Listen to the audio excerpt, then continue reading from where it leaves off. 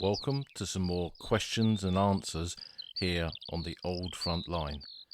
These are questions submitted by you, the podcast listeners, and each month we select some of the best questions that have been submitted via email and the Discord server to answer here and hopefully give us all fresh perspectives and new knowledge of this vast subject of the Great War.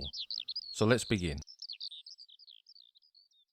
By the time this episode is broadcast, it'll be the middle of May, and that landscape across the Old Front Line along the former Western Fronts will have changed once more. The signs of summer will be everywhere. Swifts and swallows will be cutting the air above the Somme or northern France, and the sound of the skylark as it nests in the rough grass across that landscape will be ever present. And the seasonal changes that we see across that Old Front Line are part of the general changes on that ever-changing landscape. During the last few months, there have been many new discoveries on the battlefields. It forever gives up its secrets.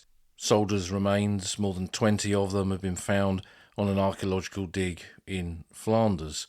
And the general work that takes place in the late spring and as it moves towards summer also prompts the discovery of archaeology and the bodies of soldiers who've been missing for more than a century now.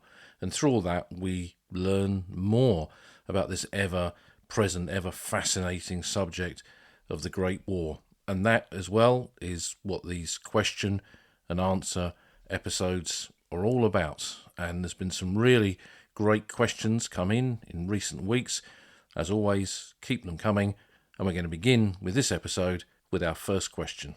Bob Beach asks, my question is, without ripping off Desert Island Discs, if you were stuck on this mythical island, which book, film, and World War I keepsake or artefact would you take?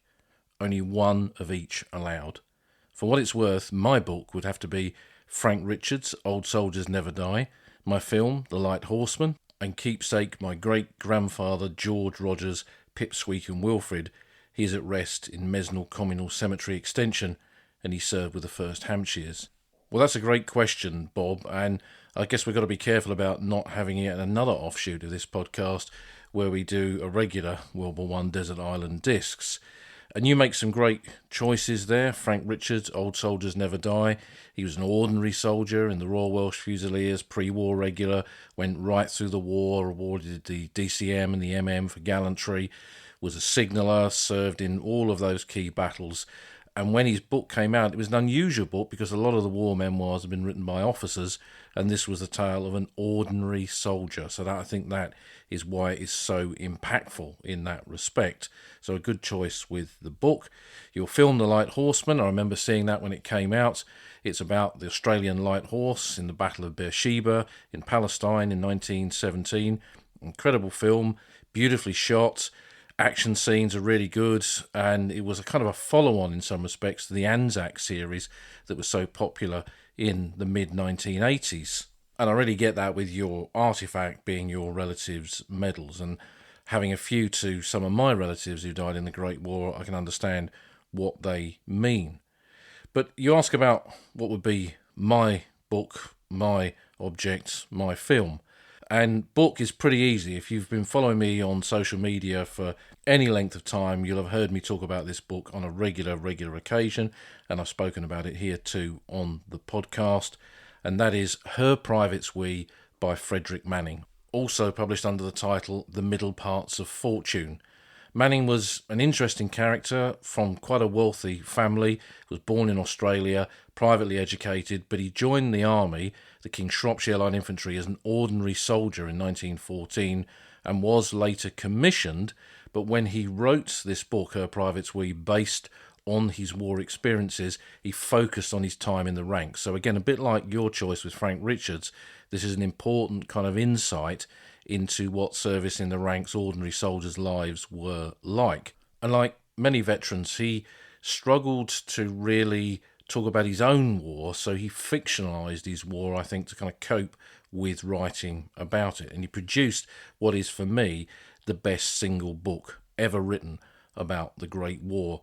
It's insightful on so many different levels, not just what it was like to be in the ranks, but the fact that most of it takes place not in the trenches, but away from the front line, and we discover the kind of relations that ordinary soldiers had with French men and women and families behind the front line. We get a sense into the language of soldiers, what it meant to serve, what it meant to be proud to be part of a unit that had fought on the battlefields. And because it's not just about him and it's not his memoirs, he's able to tell us a much wider story, I think. And it's all the richer, I think, because of that. I've read that book many, many times. I could sit down tonight and read it again. I never tire of it. And if I was going to be stranded on this mythical desert island, that is certainly a book that I would like to have, that would remind me of so many elements of the Great War, and in many respects of interviewing those veterans, that very privileged time that I had in the 80s and 90s to do that. So that would be my book, Frederick Manning's Her Privates We.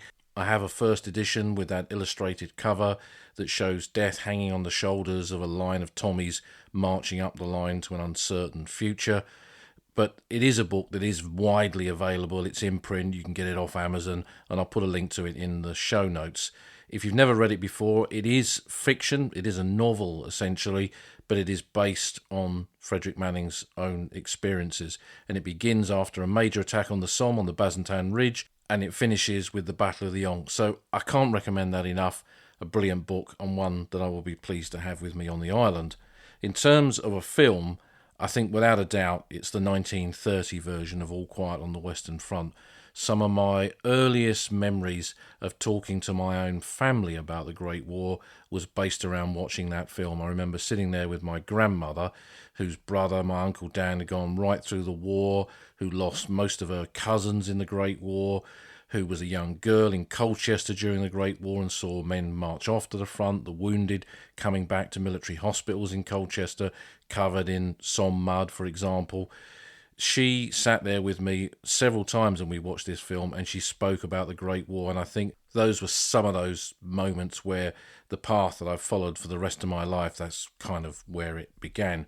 It's a superb film.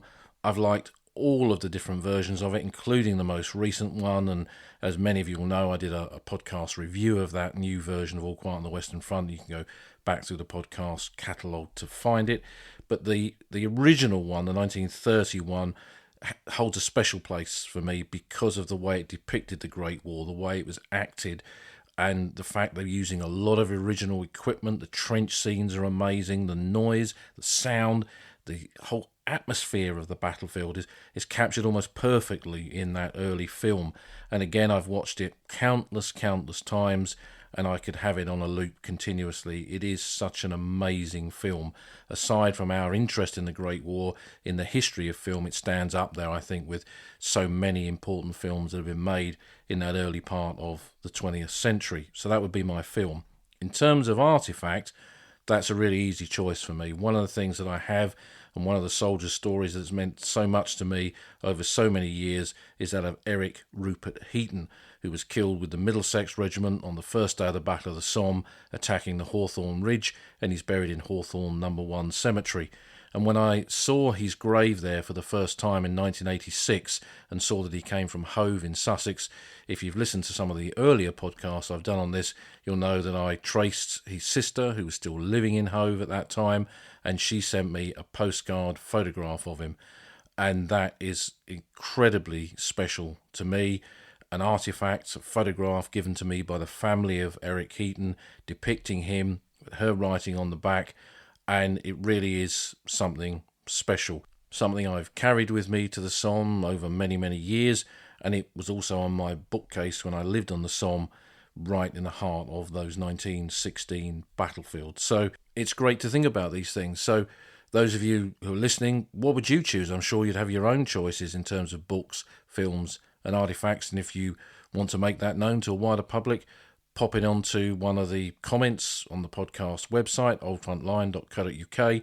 There'll be a page for this episode, and you can leave comments underneath, and I'd love to hear what you've got to say. So thanks for that, Bob. Fantastic question. We're going to move on to question number 2, and that comes from Andy Gale on email. Andy asks, quick question. I've recently been rereading Frederick Noakes' excellent memoir, The Devil's Drum. In one section, he recalls an incident where, during a live-fire battle practice behind the lines in the Arras sector, a member of the battalion was fatally injured by shots from a Lewis gun. How would this have been recorded by the military authorities and later by the Imperial War Graves Commission, Commonwealth War Graves Commission? I'm aware of the official categorisations of died of wounds, killed in action, and would suppose initially that a death in these circumstances away from the firing line but not as a result of enemy action would have been classed as killed in the same way as, for instance, an accident. However, I wondered if his death would actually have been listed as killed in action. Well, this is a good question, Andy, and there are a number of official categorisations of how soldiers died in the Great War. There's a publication called Soldiers Who Died in the Great War, and in that you do see, as you suggest, the standard phrases, which is killed in action, died of wounds, or died. Now, it doesn't really go into much more detail than that. And if you then look at official records, not every service record for every serviceman who died survives, of course, but in some of those, particularly if they've been admitted to medical facilities with a wound, it will give details of what that wound was and then subsequently how they died. But generally, those main categories of killed in action, died of wounds and died were the main ones. Of course, many of you will be saying, well, what about missing in action? Well, that is not actually a cause of death.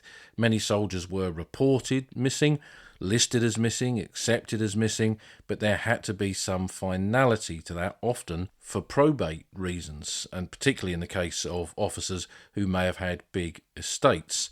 But those categories, if you think about them, don't really tell us very much. What does killed in action actually mean? What does died of wounds or even died mean?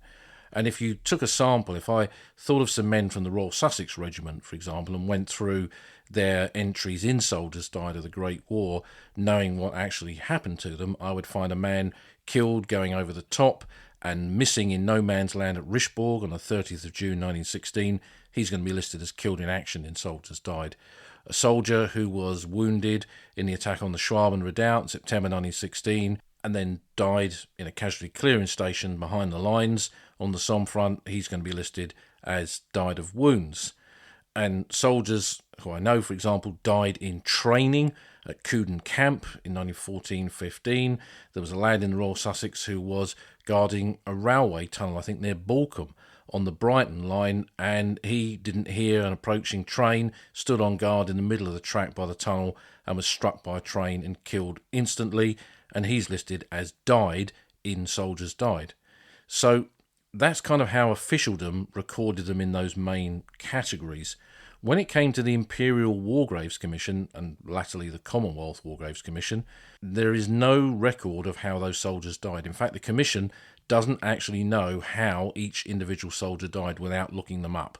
And in many cases, using those categories, that doesn't actually tell us a lot. And if we go back to the 1980s for a minute, when my two friends Julian Sykes and Julian Potowski were researching soldiers who'd been shot at dawn, executed by firing squad, before those records were released, they spoke to the Commonwealth War Graves Commission, who had no idea how many of the men that were in their care had been executed in that way. They couldn't give them a list. No such list existed because the Commission's records did not indicate how a soldier had died. For them, the soldier only had to be serving. However he died, from bayonet wounds or shrapnel or gas on a battlefield, through to falling off a ship in the middle of the channel, being kicked in the head by a mule on the Suez Canal. I mean, all of these kind of things and many more were terrible ways of ending your service life while on active service, but they qualified you for war graves treatment and commemoration, and that's all the Commission was interested in, that you died whilst in uniform, whilst serving king and country. And the same was true for the Second World War. And really, we only got to know how many men were shot at dawn because a document was erroneously released into the National Archives, Public Record Office as it was in those days. Julian Potowski found it, and then using that list, Julian Sykes then looked up all of the men and discovered where they were buried or commemorated. And in every single case, there was nothing in the cemetery entry for that soldier. There was nothing in the official War Graves Commission records, the big indexes they used to have, where you could look up soldiers. They had sets of those at Arras and Ypres, for example, as well as at the headquarters in Maidenhead. When you looked them up in those, there was nothing to indicate how they died in those. So until that list come along, there was no way of tracing that kind of information. So it means that those records don't give us any indication as to how a soldier died either. There are death certificates for all soldiers, all British soldiers who died in the Great War, and you can order these and get copies of them, just in the same way that you can get death certificates for civilians who have part of your family tree, for example, and many people use that as a source to gain information for doing research into their family tree. Military death certificates for men who died overseas do sometimes give a lot of information, particularly if they died in a medical unit. So if you have a soldier who died of his wounds in a dressing station or in a casualty clearing station or a base hospital, the medical officers filled these in, and they often gave precise cause of death: gunshot wound to the head, shrapnel in the lungs, all of those kind of dreadful things. But for men who died on the battlefield, it's pretty rare to see a cause of death, because often there were no witnesses. No one knew how these people had died. And I remember looking at some of these certificates over the years. One I purchased for a soldier who was killed in the Battle of the Somme. It said cause of death, death. I mean, that's pretty obvious. But I think you can see from this that this categorization of death, the cause of death for soldiers who died on active service, on the battlefield, wherever it was, doesn't actually mean a lot, and doesn't always really tell us the story behind, the human story behind sacrifice and death on the battlefield, perhaps in the way that it should. But going back to who witnessed these deaths, I mean, that is the biggest problem, because I can remember talking to veterans in the 80s and 90s who spoke about how some of their mates were killed, and there were others that they asked me about because they had no idea what had happened to Bill or Harry or whoever it was, because they'd disappeared in a big attack and they were never seen again.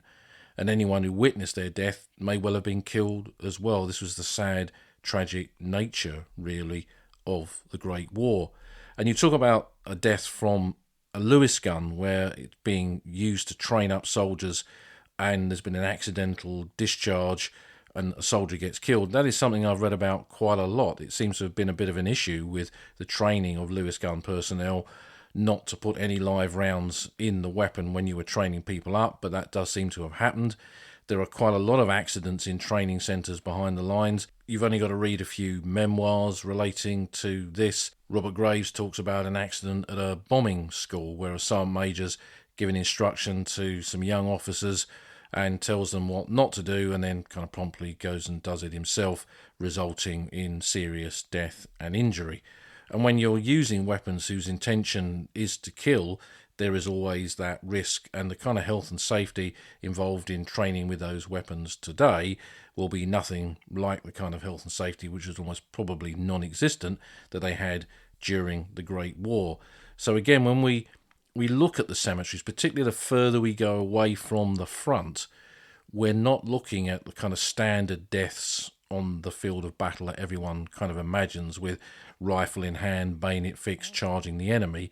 Men can die in all kinds of circumstances, and over the years of researching so many aspects of the Great War, I've pretty much seen it all, and occasionally you can just randomly come across something.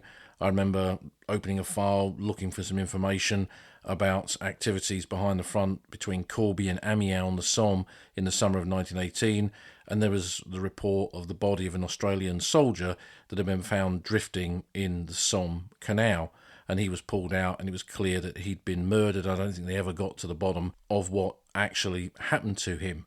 And the thing about war is that the normal circumstances of death in civilian life doesn't stop happening when a war is on. So people die of disease, of sickness, all kinds of things, as well as in accidents. People fall off the back of a lorry and get run over by another one. And a while back I was researching a sapper in the Royal Engineers, part of a railway operating division unit that was up on the coasts of northern France, and he'd been found dead on the toilet, and he'd actually died of influenza, but he'd gone to the loo, disappeared, no one knew where he was, and then someone had gone into the latrines to go to the toilet themselves and found his dead body in there. So the circumstances of death were broad in so many different ways when it came to service in the Great War. And once we get to other theatres of war where you've got all kinds of animals and insects and everything else that can kill you, I'm sure we could find even more gory ways in which soldiers died while on service with the British Army. But we're not poking fun at this. I think it's important in our understanding of a subject like the First World War to know that death was not as clear-cut as it first appears, that soldiers didn't just go to a battlefield and were never seen again.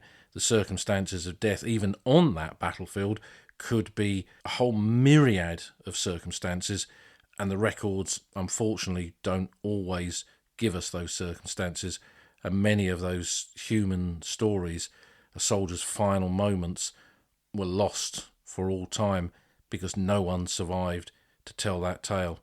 It's something I think that when you look at the graves of unknown soldiers, it really comes into your mind, and you think about how that soldier may have ended up in that grave of an unknown warrior of the Great War. So thanks for a fascinating question, Andy, which I think throws up all kinds of wider questions about this subject.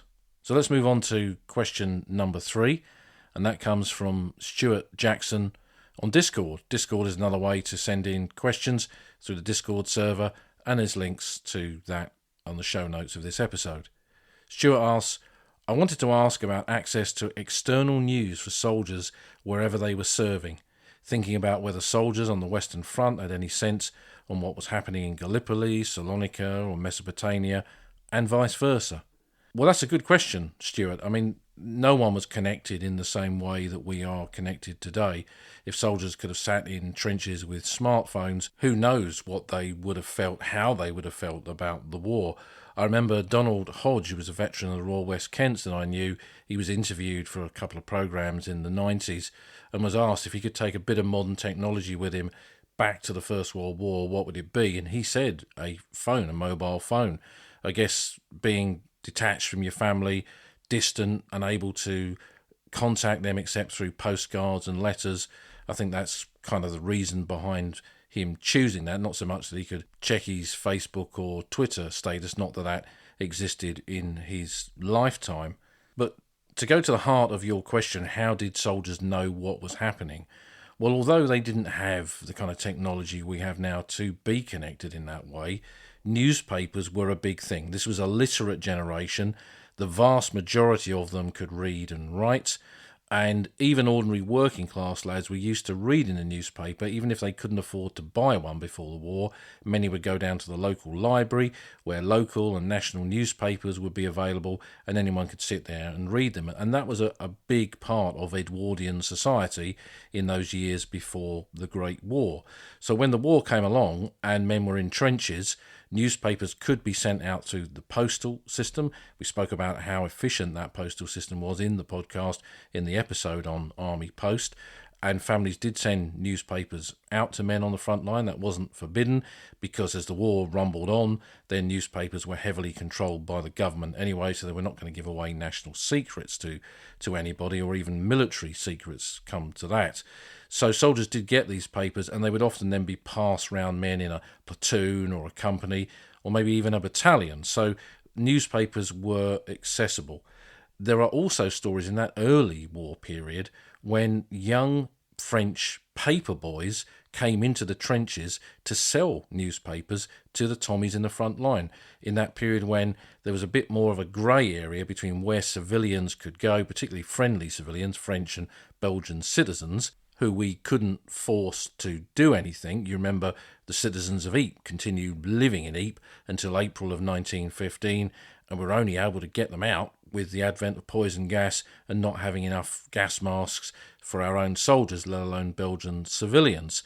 And men who were coming through Ypres in those early years, I've read this in quite a few diaries, would nip into shops in Ypres and buy a newspaper. So there was quite a wide access to them in all kinds of different ways, from posts within their own family, from mates who may have received newspapers in that army postal service from family back home, and even on the battlefield they could get a newspaper. Now, they weren't going to deliver the Manchester Guardian to the average officer or ranker in the front line, but nevertheless there was an access to them. How much that information would be accurate within those newspapers is of course another thing, particularly once the censorship of those newspapers really got a kind of stranglehold on what they could and could not report.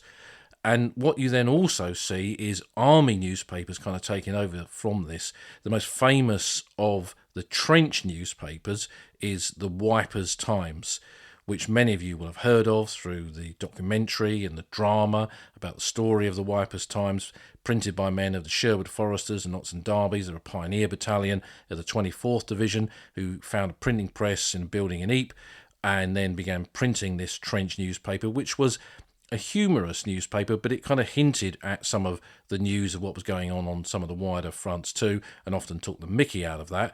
But the Wipers Times wasn't the only trench newspaper. There were several units within France and Flanders that had these, and sometimes they did contain wider news as what was happening on the Western Front, or in places, as you suggest, like Gallipoli, Salonika and Mesopotamia. And there was also some news, some war news, was actually delivered directly to the soldiers by their senior officers. So they would have parades when the battalion was paraded, and they would read out Part 2 orders. Sometimes that would contain information on, for example, we spoke about men who were shot at dawn earlier in this podcast.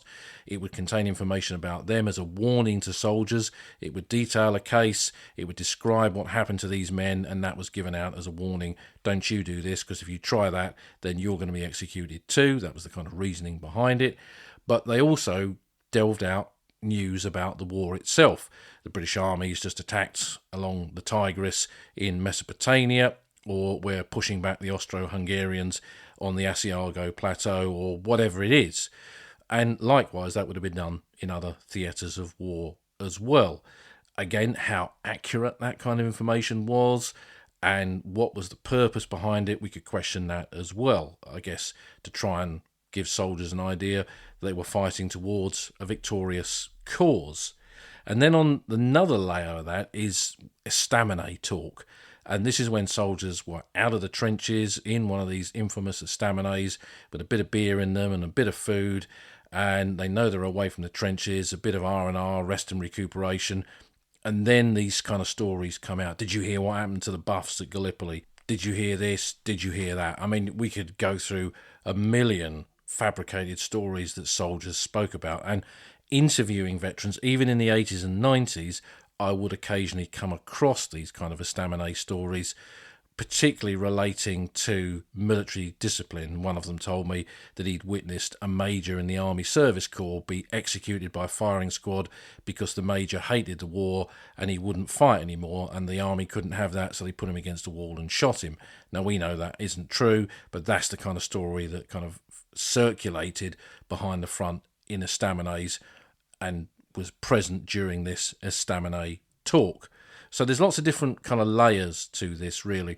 And I guess in certain theatres of war, it's probably more difficult. Although the post did get to Gallipoli, there were post offices on Gallipoli where soldiers could send their letters and bits and pieces back to the family. So if they were going back that way, then the post would come to the front line as well. And I've seen photographs of men in trenches at Gallipoli reading newspapers. So that was a kind of access to news.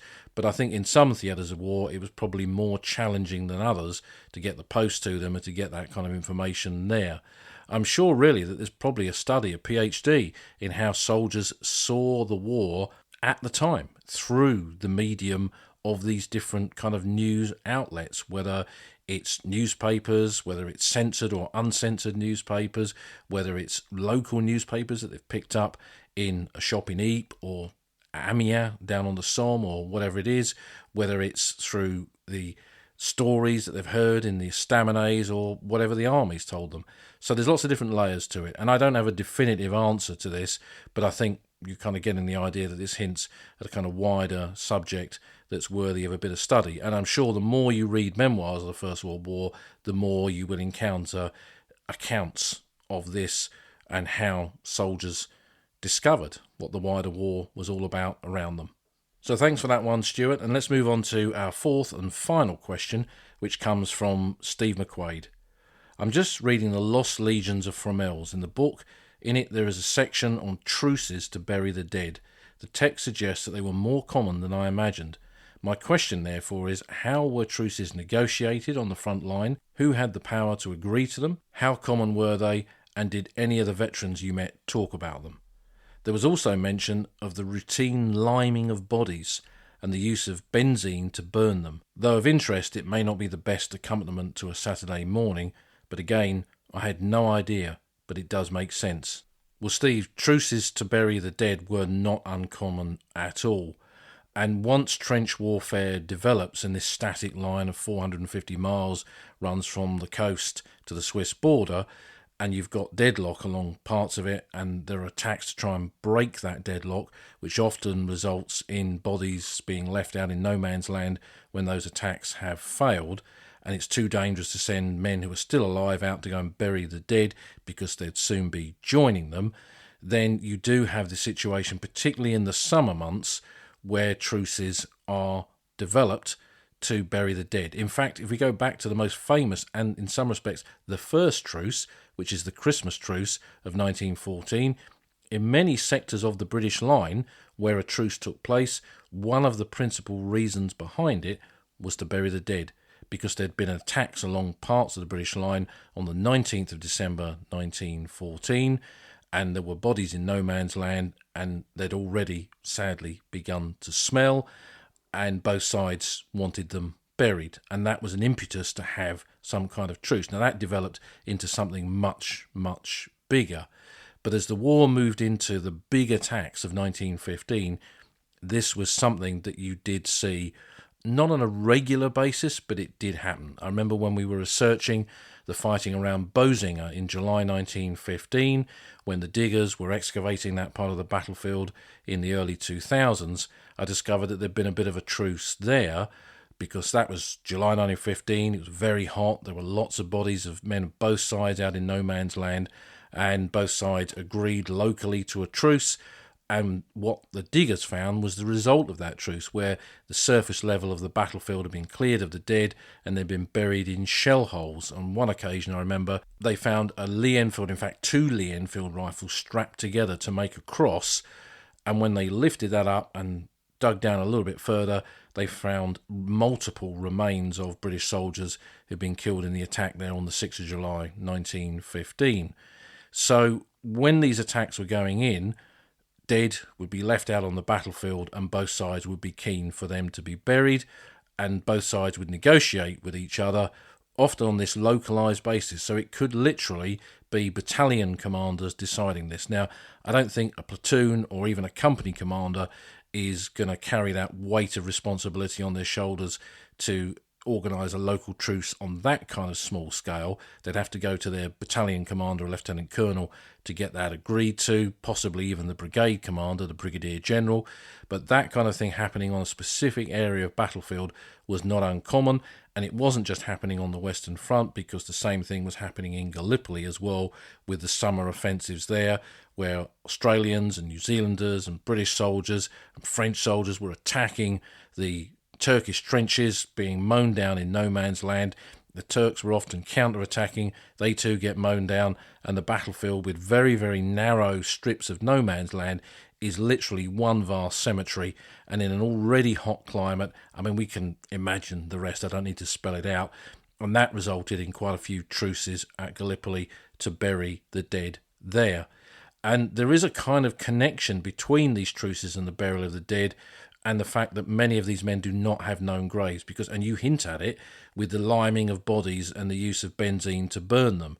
That's something I've heard about less so, but certainly using lime is not uncommon. And I can think of a very big example of all of this with the first day of the Somme up on Hawthorne Ridge, where elements of the 29th Division attacked there, suffered catastrophic casualties, the Fusiliers, the Dublin Fusiliers, the Monmouthshire Regiment, the Middlesex Regiment as well, of course.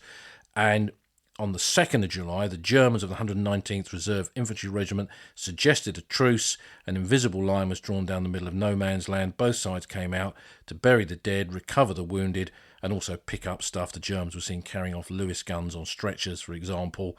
But the principal reason was to bury the dead and recover any isolated wounded as well.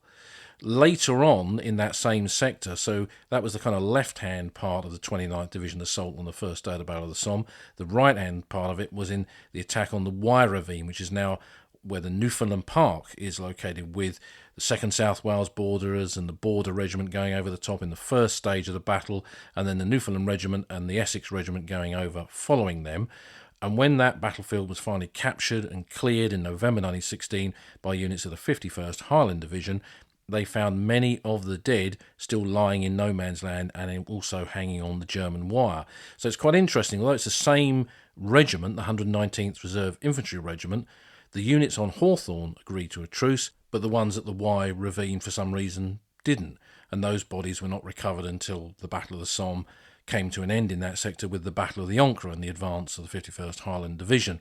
And in their war diaries, it describes them finding the bodies of men who'd fell on the first day of the Somme, moving them to locations in the old no man's land, and then covering them with lime, and not even marking those graves by the look of it. Although some of the burials became what is now Wye Ravine, I remember walking over that ground with one of the superintendents of the park in the 1990s, and we came to the conclusion that this was the site halfway between the subsequent trench that was dug after the 1st of July and the German front line. There was a bit of dead ground there, and that could well be the spot where the Highland lads had buried some of the dead of the various battalions that had fallen there on the first day of the Battle of the Somme. Using lime would probably mean there would be nothing left to find. It would degraded the bodies at the time and degraded any other remains that would have been left. I'm sure forensic archaeologists listening to this would possibly have a different opinion, but I think you guess what I'm kind of saying at. You're not going to find a trench burial there or battlefield burial in the same way that you would do and has been found in other parts of the front, because the lime would have a lot to do with the degradation of the human remains, possibly resulting in nothing to be found at all. But it wasn't an uncommon thing at all, and you can read plenty of memoirs where, having captured a German trench, pushed the Germans back, that trench is full of German dead. They didn't just toss them over the parapet, they took them off for burial, again in shell holes, and often covered them with quicklime as well, to reduce the smell, reduce the risk of disease, but create a grave that probably post-war could not be recovered. I mean, this is the sad, tragic reality of the kind of battlefields of the First World War that both sides fought over, whether that's the Western Front or Gallipoli or elsewhere. So a great question, Stephen. I think it kind of hints at probably quite a lot of wider issues that I'm sure we will return to in this podcast. So thanks for all the questions this week. Keep them coming. As always, you can send them in via email or the Discord server that we mentioned earlier. Links to both of those are in the show notes. Leave a comment about your Desert Island dish choices onto the podcast website, oldfrontline.co.uk. And see you again soon for some more questions and answers on the Old Front Line.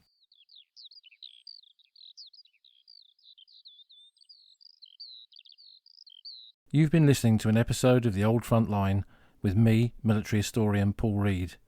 You can follow me on Twitter at Somcore. You can follow the podcast at Old Frontline Pod. Check out the website at oldfrontline.co.uk, where you'll find lots of podcast extras and photographs and links to books that are mentioned in the podcast. And if you feel like supporting us, you can go to our Patreon page, patreon.com/oldfrontline, or support us on Buy Me a Coffee at buymeacoffee.com/oldfrontline. Links to all of these are on our website. Thanks for listening, and we'll see you again soon.